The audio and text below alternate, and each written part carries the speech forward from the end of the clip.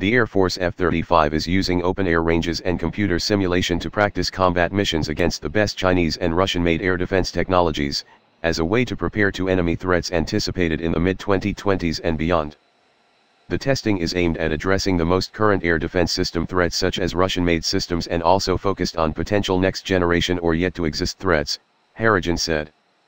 Air Force officials have explained that, looking back to 2001 when the JSF threat started, the threats were mostly European-centric, Russian-made SA-10S or SA-20S. Now the future threats are looking at both Russian and Chinese-made and Asian-made threats, they said. They have got these digital SAMs, surface-to-air missile systems, out there that can change frequencies and they are very agile in how they operate. Being able to replicate that is not easy, Maj. Gen. Jeffrey Harrigan, director of the F-35 Integration Office, told Scout Warrior in an interview. Surface threats from air defenses is a tough problem because emerging threats right now can see aircraft hundreds of miles away, service officials explained. Furthermore, emerging and future integrated air defense systems use faster computer processors, are better networked to one another and detect on a wider range of frequencies. These attributes, coupled with an ability to detect aircraft at further distances, make air defenses increasingly able to at times detect even stealth aircraft, in some instances, with surveillance radar. This piece first appeared in Scout Warrior here. While the Air Force aims to prepare for the unlikely contingency of a potential engagement with near-peer rivals such as Russia or China, Harrigan explained that there is much more concern about having to confront an adversary which has purchased air defense technology from the Russians or Chinese. Harrigan emphasized that, while there is no particular conflict expected with any given specific country, the service wants to be ready for any contingency. Harrigan explained that the F-35 is engineered with what developers call open architecture, meaning it is designed to quickly integrate new weapons, software, and avionics technology as new threats emerge. One of the key reasons we bought this airplane is because the threats continue to evolve. We have to be survivable in this threat environment that has continued to develop capabilities where they can deny us access to specific objectives that we may want to achieve. This airplane gives us the ability to penetrate, deliver weapons and then share that information across the formation that it is operating in, Harrigan explained. While training against the best emerging threats in what Harrigan called open-air ranges looks to test the F-35 against the best current and future air defenses, there is still much more work to be done when it comes to anticipating high-end, high-tech fast-developing future threats. This is where modeling and simulation play a huge part in threat preparation, he added. The place where we have to have the most agility is really in the modeling and simulation environment. If you think about our open-air ranges, we try to build these ranges that have these threats that we expect to be fighting. Given the pace at which the enemy is developing these threats, it becomes very difficult for us to go out and develop these threats, Harrigan explained. The Air Force plans to bring a representation of next-generation threats and weapons to its first weapons school class in 2018. In a simulated environment, F-22s from Langley AFB in Virginia could train for combat scenarios with an F-35 at Nellis AFB, Nevada, he said. The JSF's active electronically scanned arrays, or AESAs, the aircraft is able to provide a synthetic aperture rendering of air and ground pictures.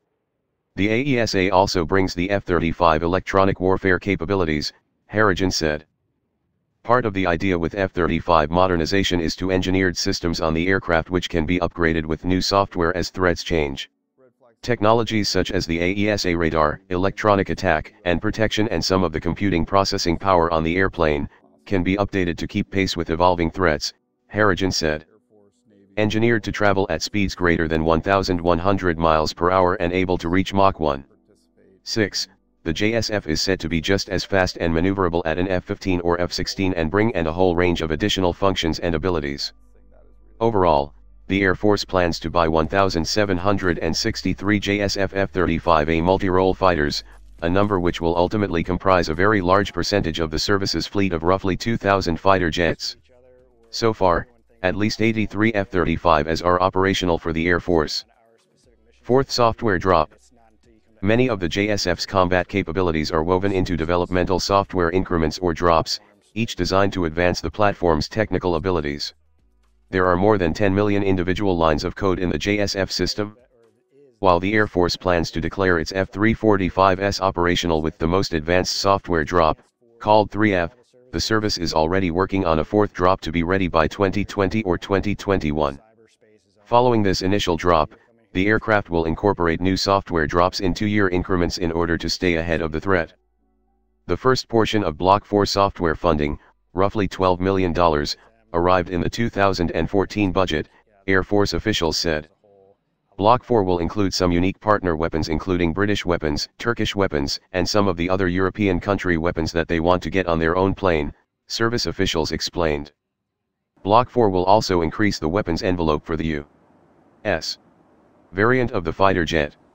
A big part of the developmental calculus for Block 4 is to work on the kinds of enemy air defense systems and weaponry the aircraft may face from the 2020s through the 2040s and beyond. In terms of weapons, Block 4 will eventually enable the F-35 to fire cutting-edge weapons systems such as the small-diameter Bomb 2 and GBU-54, both airdrop bombs able to destroy targets on the move.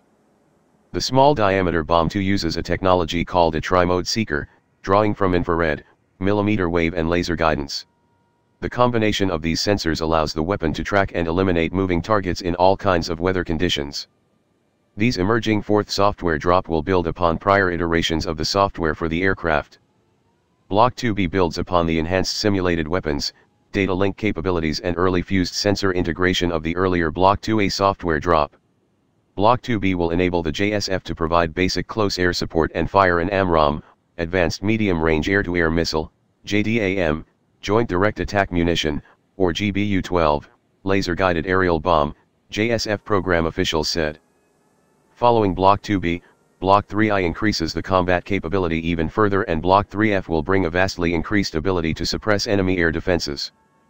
Block 3F will increase the weapons delivery capacity of the JSF as well, giving it the ability to drop a small diameter bomb, 500-pound JDAM, and AIM-9X short-range air-to-air missile, service officials explained. The AIM-9X is an Air Force and Navy heat-seeking infrared missile. In fact, the F-35 Joint Strike Fighter fired an AIM-9X Sidewinder infrared-guided air-to-air missile for the first time recently over a Pacific Sea test range, Pentagon officials said. The F-35 took off from Edwards Air Force Base, California, and launched the missile at 6,000 feet, an Air Force statement said. Designed as part of the developmental trajectory for the emerging F-35, the test firing facility's further development of an ability to fire the weapon off-boreside, described as an ability to target and destroy air-to-air targets that are not in front of the aircraft with a direct or immediate line of sight, Pentagon officials explained. The AIM-9X, he described, incorporates an agile thrust vector-controlled airframe and the missile's high off-boreside capability can be used with an advanced helmet, or a helmet-mounted sight, for a wider attack envelope. F-35 25mm gun. Last fall, the Pentagon's F-35 Joint Strike Fighter recently completed the first aerial test of its 25mm Gatling gun embedded into the left wing of the aircraft, officials said. The test took place October 30, 2015, in California, Pentagon officials described. This milestone was the first in a series of test flights to functionally evaluate the in-flight operation of the F-35A's internal 25mm gun throughout its employment envelope, a Pentagon statement said several months ago. The Gatling gun will bring a substantial technology to the multi-role fighter platform, as it will better enable the aircraft to perform air-to-air attacks and close air support missions to troops on the ground. Called the Gun Airborne Unit, or GAU-22/A, the weapon is engineered into the aircraft in such a manner as to maintain the platform's stealth configuration. The 4-barrel 25mm gun is designed for rapid fire in order to quickly blanket an enemy with gunfire and destroy targets quickly. The weapon is able to fire 3,300 rounds per minute, according to a statement from General Dynamics. 3 bursts of 130 rounds and 260 rounds each were fired from the aircraft's 4-barrel, 25mm Gatling gun. In integrating the weapon into the stealthy F-35A airframe, the gun must be kept hidden behind closed doors to reduce its radar cross-section until the trigger is pulled, a statement from the Pentagon's Joint Strike Fighter said.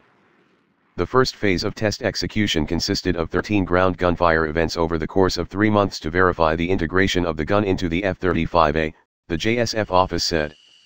Once verified, the team was cleared to begin the second phase of testing, with the goal of evaluating the gun's performance and integration with the airframe during airborne gunfire in various flight conditions and aircraft configurations, the statement added. The new gun will also be integrated with the F-35's software so as to enable the pilot to see and destroy targets using a helmet-mounted display. The gun is slated to be operational by 2017.